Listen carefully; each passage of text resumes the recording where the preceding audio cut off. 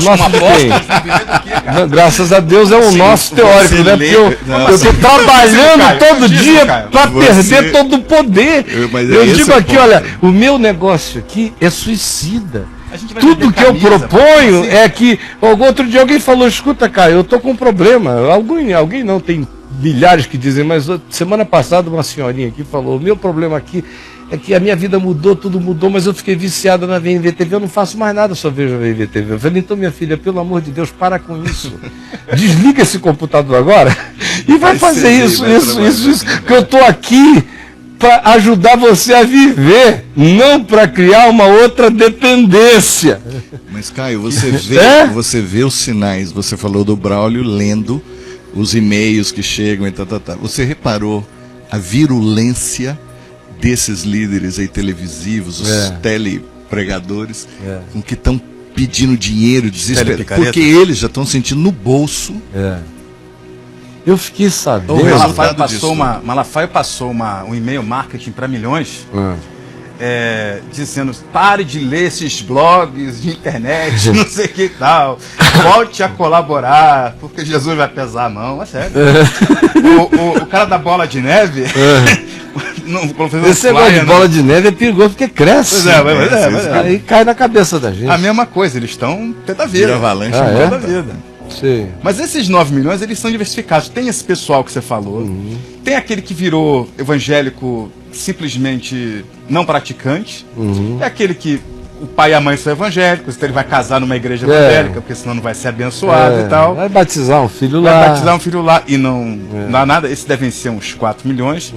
E existe um grupo que são os desigrejados. E esses desigrejados, né, na falta de um termo melhor, nós temos uma parte desinstitucionalizados, digamos assim, seguem crendo em Jesus.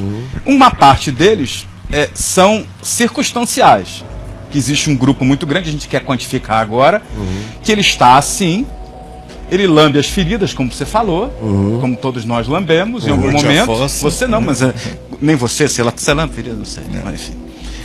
Lambe as feridas até que chega uma hora que ele resolve fazer um grupo. Então aluga um salão de festa, convida os amigos, bota a VMVTV para assistir, ou bota outra coisa, sei lá o que ele faz, e começa a reunir. Daqui a pouco cria uma carteirinha, daqui a pouco cria um crachá, e etc e tal, bota uma tabuleta, ainda que seja para botar e tirar no fim de semana e voltar e botar de novo. Ou seja, ele volta a se institucionalizar de alguma maneira e buscar uma nova forma. Maior ou menor. Mas existe um grupo que não, que nunca mais volta, segue com Jesus. Eu não sei o que fazem com sua vida. A gente conhece muitos, né? Eles estão aqui, muitos amigos. Que na VMVTV tá entupido, né? De maninhos queridos que só ficam em casa, assistindo ali com a família, no máximo alguns amigos. E eu são acho milhares, que isso que você colocou é que seria uma bela campanha da gente começar, de repente, a motivar essas pessoas a seguirem numa direção do reino. Mas é só isso que eu estou fazendo aqui todo dia. É dizer, gente, Jesus é assim, o Evangelho é assim, e vocês foram chamados para serem assim. E cada um tem o poder que Jesus disse que cada um teria, recebereis poder. Não foram eles, somos nós. Para vivermos assim. Isso é possível, isso é realizável, isso é factível, isso é experienciável. A prova disso é que eu vivo isso a minha vida inteira. Enquanto eu tenho estado dentro de camadas e camadas e camadas, macrocamadas de visibilidade, eu sempre distingui qual era a minha igreja. Eu sempre tive a minha igreja. A minha igreja nunca foi uma denominação, sempre foi um grupo de irmãos. A minha comunhão, aquela comunhão para a qual você baixa a cabeça, você ouve conselhos, você pede disciplina, pede que te ajudem, que sejam companheiros de jugo. Isso só pode acontecer num ambiente de verdade visceral. Sim, porque somos chamados a viver, somos chamados a uma santidade direcionada ao outro. No ambiente do Espírito do Novo Testamento, da mutualidade de uns aos outros.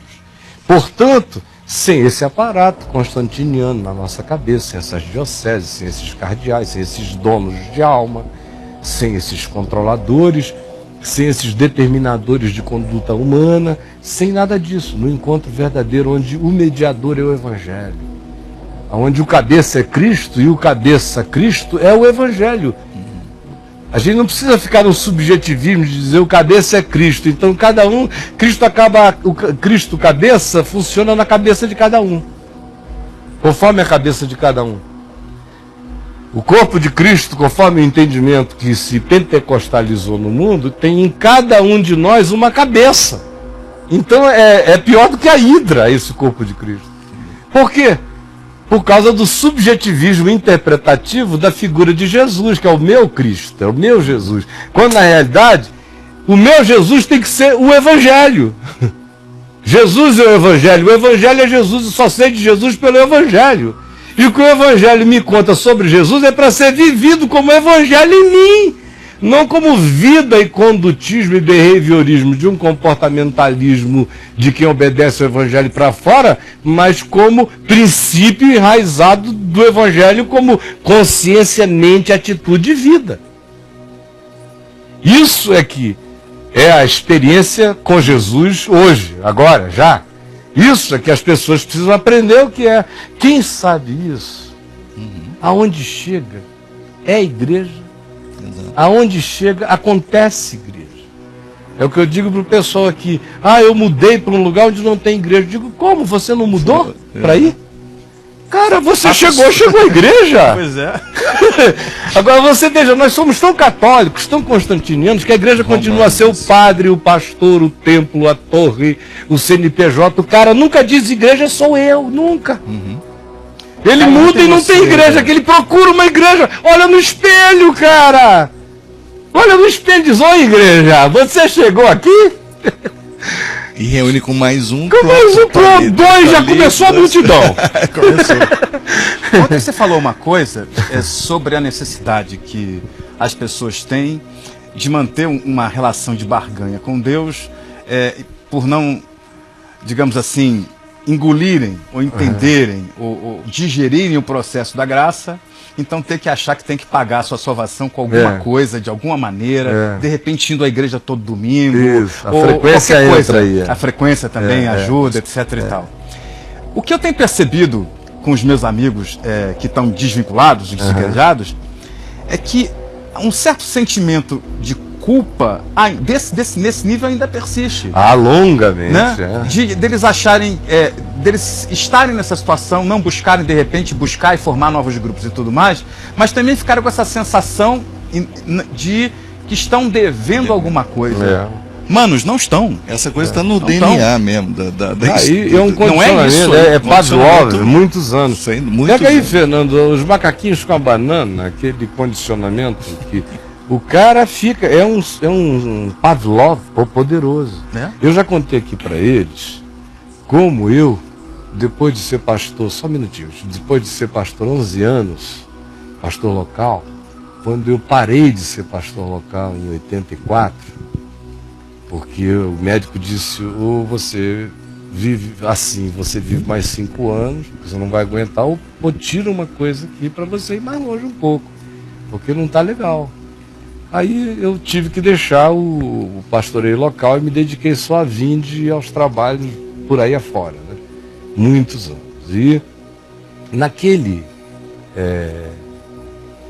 período ali que eu parei, eu me lembro que, estando pastor local, além de pregar 5 vezes pelo Brasil afora, na igreja local, eu pregava umas 4 ou 5 por semana, mas domingo, eu chegava de viagem de madrugada das cruzadas e pregava na reunião de manhã cedo, depois eu pregava no culto da escola dominical, depois eu pregava no das 5, depois eu pregava no das 7.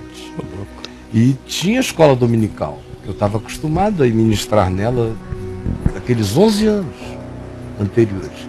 Aí, amigo, primeiro domingo eu passei o pastorado para o meu amigo Teófanes, Elias, filho do reverendo Antônio Elias, falei, vou descansar. E combinei com eles que eu pregaria lá um domingo à noite, os outros domingos eu tinha compromisso à noite, mas de manhã eu vou descansar. Aí, meu amigo, primeiro domingo, acordo, e uma angústia. Sabe? Cara, Tô em imagina, pecado. eu não sabia ficar em casa domingo de manhã. Eu tinha culpa de pular na piscina, de grande pegar sol, de ir à pecado. praia. Não era aquela culpa de crente, de relacionada a coisa, era a culpa do servo. Estou sonegando meu dom. Por que eu não estou lá servindo aquele povo? Será que eu estou ficando egoísta? Reservei agora domingo de manhã para cuidar de mim? Aí começa mas é uma neurose culposa violenta, que um médico, quando tem essa oportunidade de descanso, não sofre assim. Nem um advogado, nem ninguém em nenhuma outra profissão, mas um pastor sincero sofre. Porque tem um senso de É, urgência. um crente sincero O missionário da semana inteirinha na É. luta, não perdeu. Chega domingo falando, eu tenho que descansar. Esse é um outro dado. O cara não aguenta. Você sabe que, por exemplo, acho que foi a World Vision International, que na década de 80, ou início dos anos 90, a visão mundial, fez uma pesquisa dentro dela mesma, com milhares de funcionários, e que depois essa pesquisa foi aplicada em outras organizações, e chegaram à conclusão de que os caras que menos frequentavam a igreja no mundo eram os missionários que trabalhavam em para-eclesiásticas cristãs. Porque eu via lá na Víndia a dificuldade. Os caras trabalhavam respondendo carta, atendendo gente de segunda a sexta. Uma overdose de por favor me ajuda, Caio me ajuda. E o cara dizendo, o pastor pediu para você ler esse livro. Era aquele departamento de gente para trabalhando. Milhares de pessoas depois de um tempo, centenas de pessoas trabalhando ali dentro. No domingo, tudo que elas não queriam era ir a um lugar. Claro, elas queriam ir à praia. Mas não conseguiam. Aí eu vi aquele cara chegar meio a contragosto. Aí tudo bem, fulano? Tudo. E aí? Tá descansado? Não, eu tive que vir hoje aqui, né? Mas tem por quê? Não dá. Eu fico muito culpado de não trazer as crianças. Depois, sei lá, dá alguma coisa errada. Eu vou me sentir culpado a vida inteira. Mas ele não consegue ter a tranquilidade de dizer, não, eu vou fazer escola dominical com os meus filhos na praia. Eu vou ensinar eles. Parece que se não houver ensino institucional, não tem ensino. Essa burocracia que se conseguiu criar do oficialato de Deus e do ensino do Evangelho é uma miséria.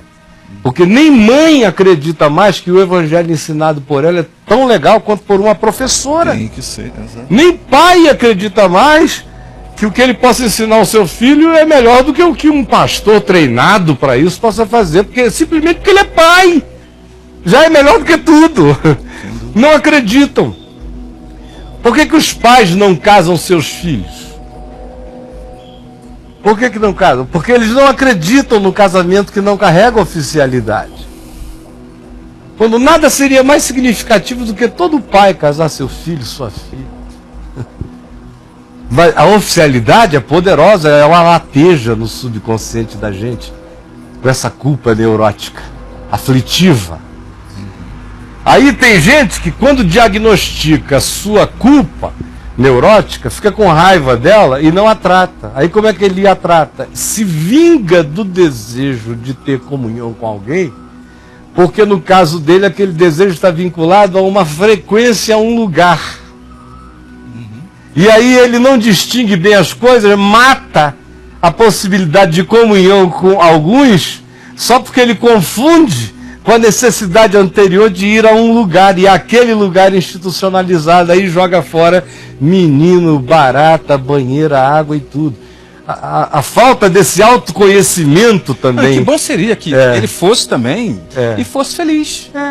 Como eu digo também, para essa moçada aqui, eu acho lindo que vá. Para o pessoal que está liberto, assim, e agora o que é que eu faço? Eu digo, ela faça como Jesus, como Paulo. Jesus ele acreditava, mais do que ninguém, foi ele que ensinou para a gente, que não se põe remendo de pano novo em vestes velhos. Nem vinhos novos em odres novos, em odres velhos, senão arrebentaria tudo. Mas todo sábado ele ia à sinagoga, que tivesse perto da casa dele. A sinagoga era o próprio odre velho. Era veste velho, ele ia. O pessoal arrebentava e expulsava ele de lá. Mas ele passava, eles existem, tem gente lá. Tem. E tem gente que não sabe, tem gente que não entendeu, ou tem gente que sabe e tem medo de saber.